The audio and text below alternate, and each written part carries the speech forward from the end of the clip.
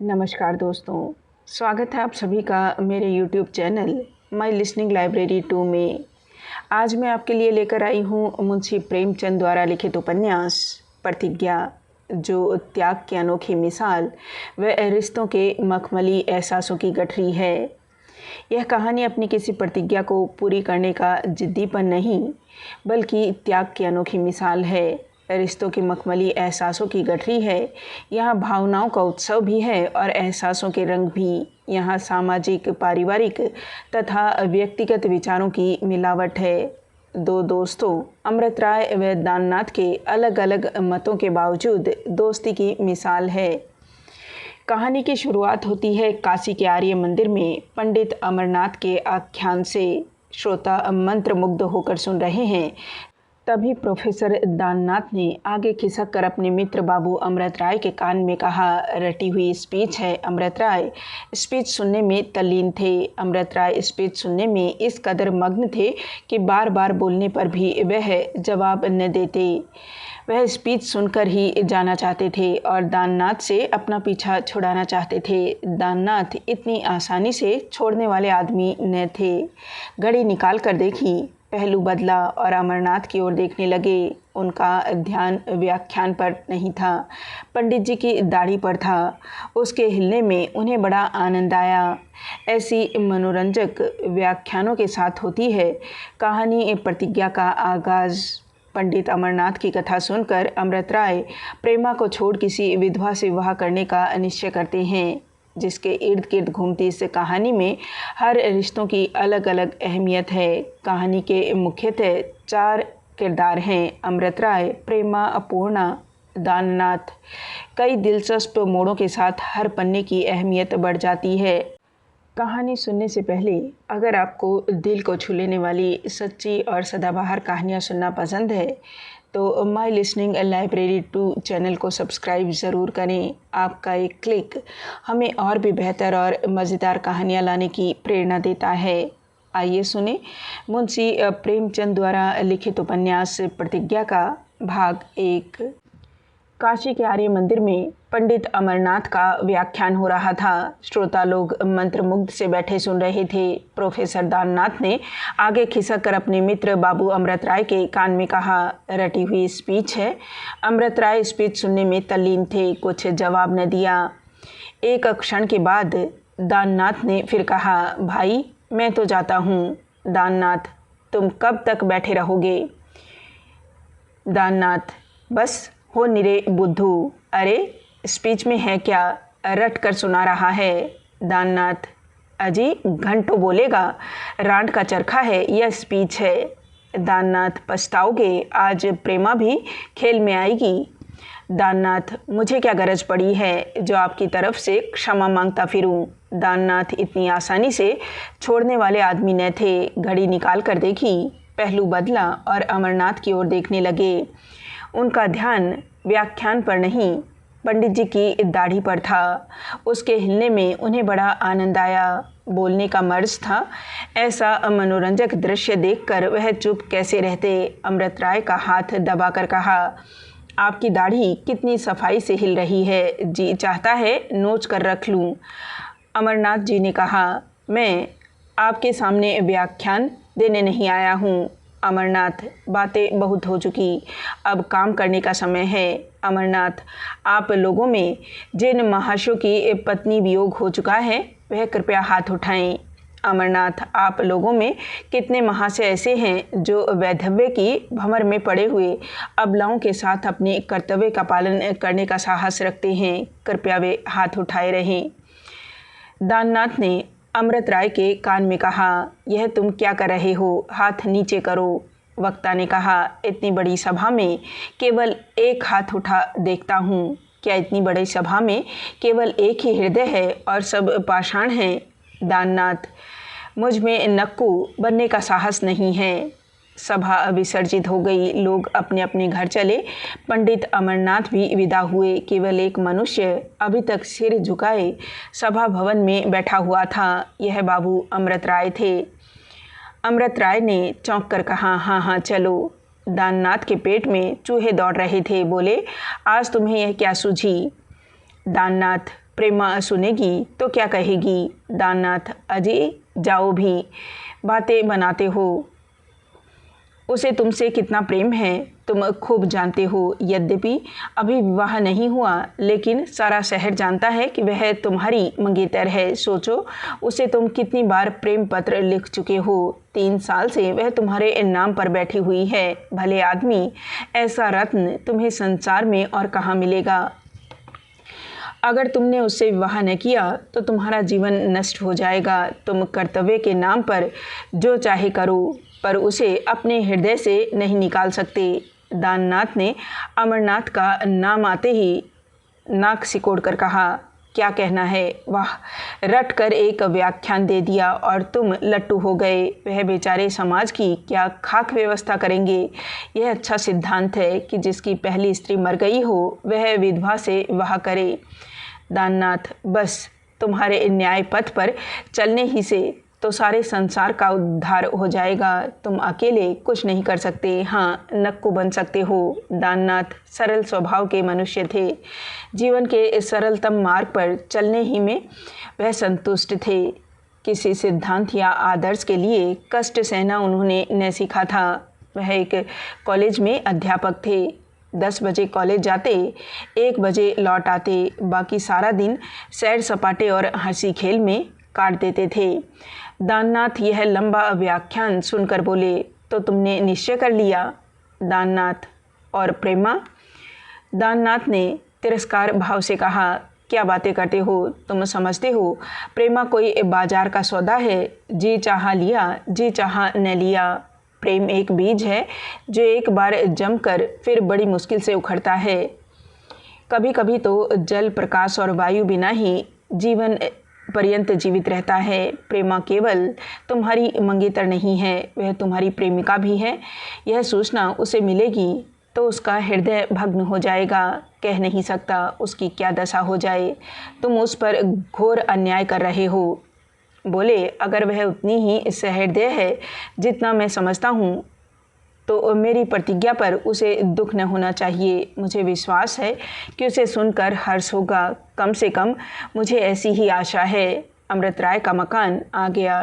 टमटम रुक गया। अमृत राय उतरकर अपने कमरे की तरफ चले। दाननाथ जरा देर तक इंतजार में खड़े रहे कि यह मुझे बुलावे तो जाऊं, पर जब अमृत राय ने उनकी तरफ फिर कर न देखा तो उन्हें भय हुआ। मेरी बातों से कदाचित इन्हें दुख हुआ है। कमरे के द्वार पर जाकर बोले, क्यों भाई, मुझसे नाराज हो गए क्या? दाननाथ ने स्नेह से अमृत राय का हाथ पकड़ लिया और बोले, फिर सोच लो, ऐसा न हो पीछे पछताना पड़े। यह संकेत किसकी ओर था? दाननाथ से छिपा न रह सका। जब अमृत राय की पहली स्त्री जीवित थी, उसी समय दाननाथ से प्रेमा के विवाह की बातचीत हुई थी। जब प्रेमा की बहन का देहांत हो गया तो उसके पिता लाला बद्री प्रसाद ने दाननाथ की ओर से मुंह फेर लिया। दाननाथ विद्या, धन और प्रतिष्ठा किसी बात में भी अमृत राय की बराबरी न कर सकते थे। सबसे बड़ी बात यह थी कि प्रेमा भी अमृत राय ही की और झुकी हुई मालूम होती थी। दाननाथ इतने निराश हुए कि आजीवन अविवाहित रहने का निश्चय कर लिया। दोनों मित्रों में किसी प्रकार का द्वेष भाव न आया। दाननाथ यूँ देखने में तो नित्य प्रसन्न चित्त रहते थे, लेकिन वास्तव में वह संसार से विरक्त से हो गए थे। उनका जीवन ही आनंद विहीन हो गया था। अमृत राय को अपने प्रिय मित्र की आंतरिक व्यथा देख देख कर दुख होता था। वह अपने चित्त को इस परीक्षा के लिए महीनों से तैयार कर रहे थे, किंतु प्रेमा जैसी अनुपम सुंदरी का त्याग करना आसान न था। ऐसी दशा में अमृत राय की ये बातें सुनकर दाननाथ का हृदय आशा से पुलकित हो उठा। जिस आशा को उन्होंने हृदय को चीर कर निकाल डाला था, जिसकी इस जीवन में वह कल्पना भी न कर सकते थे, जिसकी अंतिम ज्योति बहुत दिन हुए शांत हो चुकी थी, वही आशा आज उनके मर्म स्थल को चंचल करने लगी। इसके साथ ही अमृत राय के देवोपम त्याग ने उन्हें वशीभूत कर लिया। वह गदगद कंठ से बोले, क्या इसलिए तुमने आज प्रतिज्ञा कर डाली? अगर वह मित्र तुम्हारी इस उदारता से लाभ उठाए तो मैं कहूँगा कि वह मित्र नहीं शत्रु है। और यही क्या निश्चय है कि इस दशा में प्रेमा का विवाह तुम्हारे उसी मित्र से हो।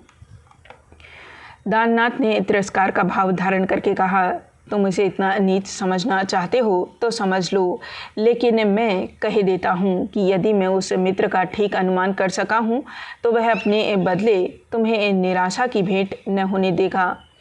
यह कहते हुए दाननाथ बाहर निकल आए और अमृत राय द्वार पर खड़े उन्हें रोकने की इच्छा होने पर भी बुला न सके। इधर दोनों मित्रों में बातें हो रही थी। उधर लाला बद्री प्रसाद के घर में मातम सा छाया हुआ था। लाला बद्री प्रसाद, उनकी स्त्री देवकी और प्रेमा तीनों बैठे निश्चल नेत्रों से भूमि की ओर ताक रहे थे, मानो जंगल में राह भूल गए हों। बड़ी देर के बाद देवकी बोली, तुम जरा अमृत राय के पास चले जाते। बद्री प्रसाद ने आपत्ति के भाव से कहा, जाकर क्या करूं? देवकी, जाकर समझाओ बुझाओ, और क्या करोगे? उनसे कहो, भैया हमारा डोंगा क्यों मझधार में डुबाए देते हो? तुम घर के लड़के हो, तुमसे हमें ऐसी आशा न थी। देखो कहते क्या हैं। बद्री प्रसाद, मैं उनके पास अब नहीं जा सकता। देवकी, आखिर क्यों, कोई हर्ष है? बद्री प्रसाद, अब तुमसे क्या बताऊं? जब मुझे उनके विचार मालूम हो गए तो मेरा उनके पास जाना अनुचित ही नहीं, अपमान की बात है। आखिर हिंदू और मुसलमान में विचारों ही का तो अंतर है। मनुष्य में विचार ही सब कुछ है। वह विधवा विवाह के समर्थक हैं, समझते हैं इससे देश का उद्धार होगा। मैं समझता हूँ इससे सारा समाज नष्ट हो जाएगा, हम इससे कहीं अधोगति को पहुंच जाएंगे। हिंदुत्व का राह चिन्ह भी मिट जाएगा। इस प्रतिज्ञा ने उन्हें हमारे समाज से बाहर कर दिया। अब हमारा उनसे कोई संपर्क नहीं रहा। देवकी ने इस आपत्ति का महत्व नहीं समझा, बोली, यह तो कोई बात नहीं। आज अगर कमला प्रसाद मुसलमान हो जाएं तो क्या हम उनके पास आना जाना छोड़ देंगे? हमसे जहाँ तक हो सकेगा हम उसे समझाएंगे और उसे सुपथ पर लाने का उपाय करेंगे। देवकी के इस तर्क से बद्री प्रसाद कुछ नरम तो पड़े, लेकिन अपना पक्ष न छोड़ सके। बोले, भाई मंद तो अमृत राय के पास न जाऊंगा।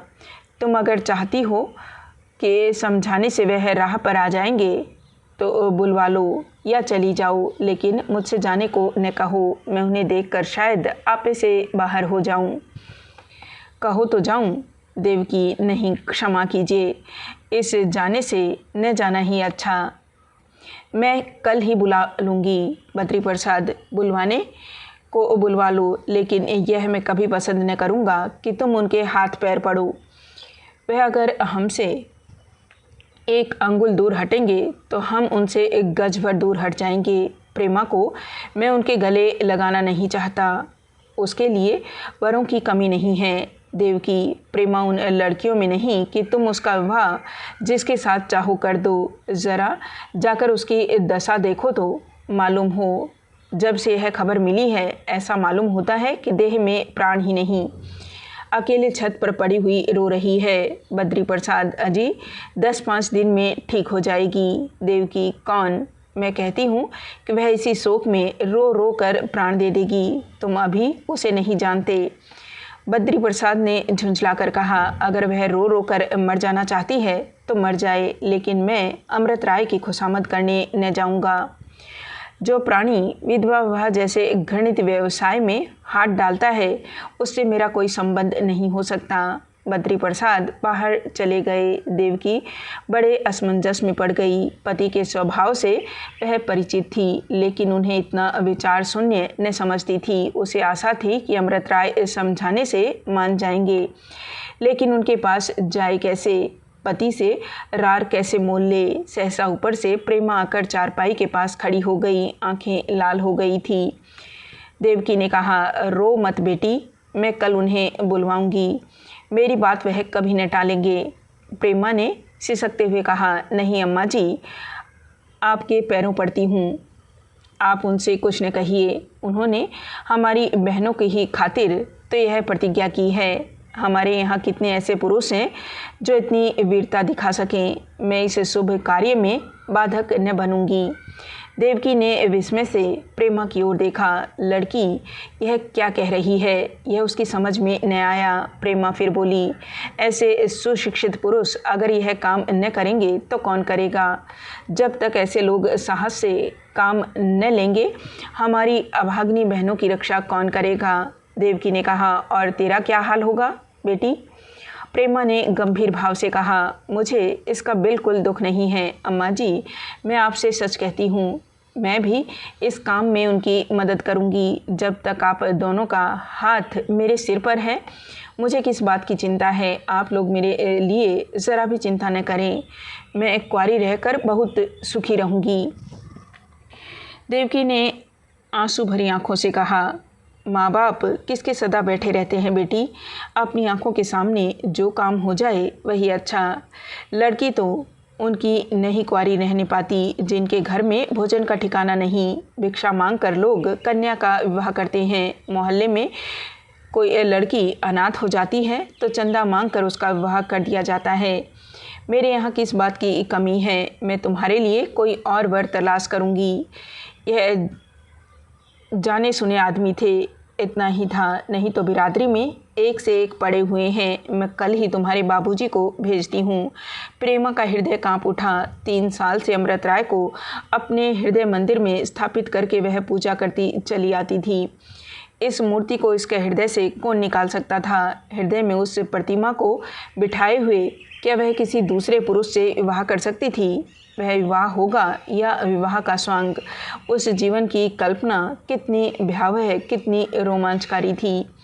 प्रेमा ने जमीन की तरफ देखते हुए कहा, नहीं अम्मा जी, मेरे लिए आप कोई फिक्र न करें, मैं कुंवारी रहने का निश्चय कर चुकी हूँ। बाबू कमला प्रसाद के आगमन का शोर सुनाई दिया। आप सिनेमा के अनन्य भक्त थे। नौकरों पर उनका बड़ा कठोर शासन था। विशेषतः बाहर से आने पर तो वह एक आध की मरम्मत किए बगैर न छोड़ते थे। उनके बूट की चरमर सुनते ही इन नौकरों में हलचल पड़ जाती थी। कमला प्रसाद ने आते ही आते कहार से पूछा, बर्फ़ लाए? कहार ने दबी जवान में कहा, अभी तो नहीं सरकार। कमला प्रसाद ने गरज कर कहा, जोर से बोलो, बर्फ़ लाए कि नहीं? मुँह में आवाज़ नहीं है।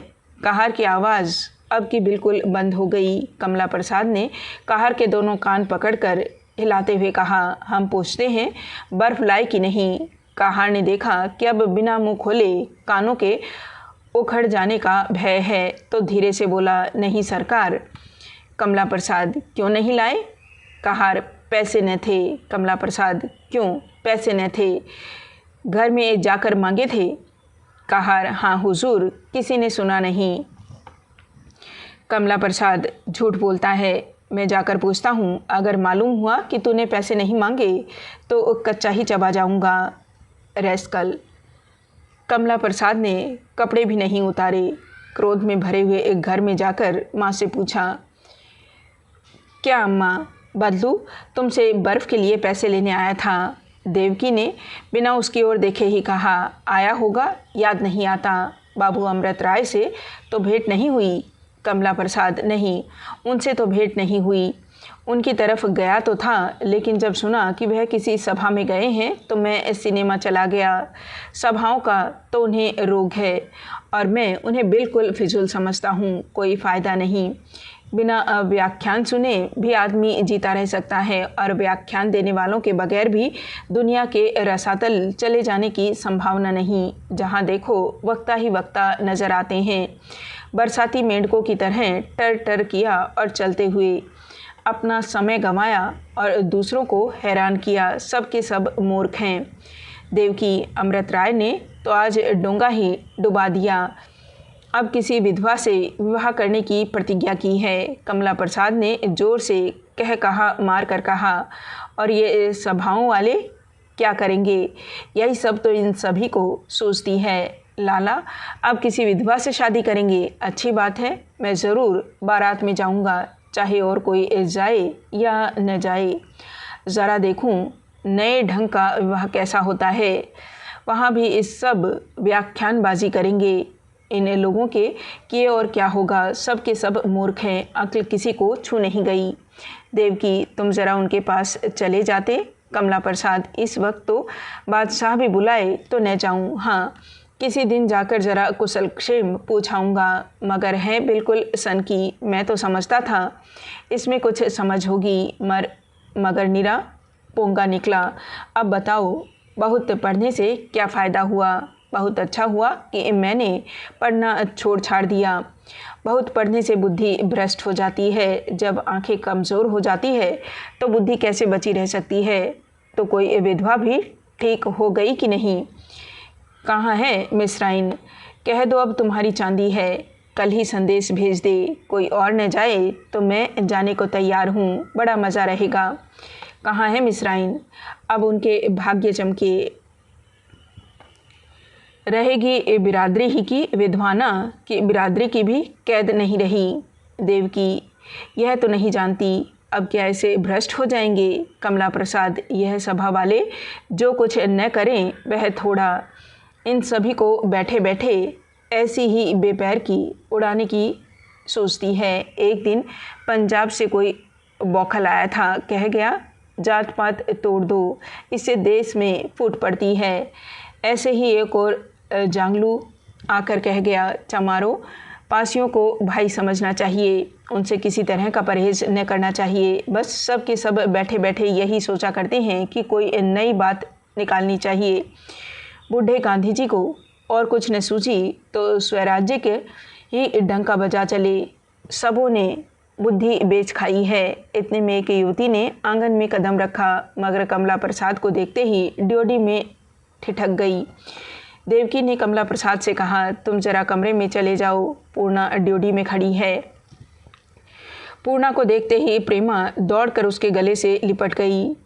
पड़ोस में एक पंडित वसंत कुमार रहते थे, किसी दफ्तर में क्लर्क थे। पूर्णा उन्हीं की स्त्री थी, बहुत ही सुंदर, बहुत ही सुशील। घर में दूसरा कोई न था। जब 10 बजे पंडित जी दफ्तर चले जाते तो यहीं चली आती और दोनों सहेलियां शाम तक बैठी हंसती बोलती रहती। प्रेमा को इतने प्रेम था कि यदि किसी दिन वह किसी कारण न आती तो स्वयं उसके घर चली जाती। आज वसंत कुमार कहीं दावत खाने गए थे। पूर्णा का जी ऊब उठा, यहीं चली आई। प्रेमा उसका हाथ पकड़े हुए ऊपर अपने कमरे में ले गई।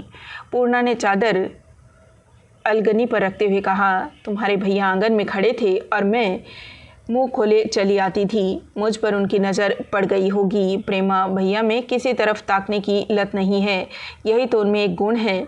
पतिदेव कहीं गए हैं क्या? पूर्णा, हाँ, आज एक निमंत्रण में गए हैं। प्रेमा, सभा में नहीं गए?